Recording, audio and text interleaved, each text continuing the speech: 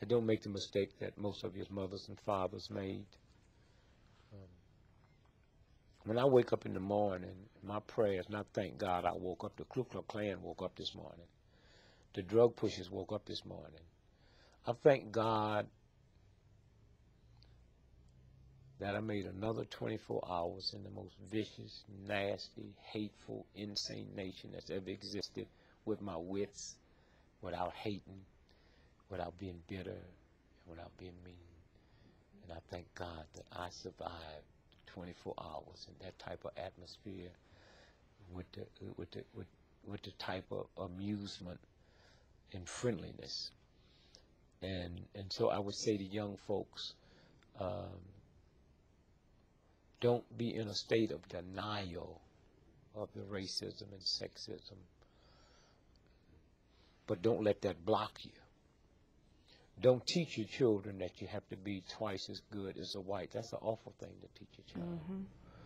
That's like saying because you're black, white America has a right to change your dollar for 94 cents. But we used to get 50 cents, and before that we used to get nothing. Young folks have to say, we don't want more change for a dollar. Excuse me, we want a full dollar's change for a dollar, or this cash register will never ring again. Yes. I would also like for young blacks to understand that about 83% of all employment happen with small businesses. And excuse me, if you don't have a small business, then you have nobody to work for you. And I would say to young blacks, get into entrepreneurship. We will never catch up with white America till we get into business, because there's a thing called tax write-offs. And if you have a job and come together, 10 of you, and open up a corporation and have somebody run it, you hiring somebody to run it, but you have tax write-offs. 98% of people that fly first class on airplanes would not be there if that wasn't a write-off. And yet, on that first class, they gave away last year $800 million, almost $1 billion of free whiskey. But if a welfare mother asked for some apple juice for the baby, she's laughed at. And so I would say entrepreneurship, and then understand that we will never survive as a group until we get into communities and not neighborhoods. A community is, I control the police, the banks, the schools, the firefighters, and I control the flow of the money. And I have no problem when I go in a Jewish neighborhood and the shop owners are Jewish, and I go into an Italian neighborhood and the shop owners are Italian. I have a problem when I come in a black neighborhood and the shop owners is not me. A Korean has a right to come in and buy my shop for $30 million more than it's worth. That's good business.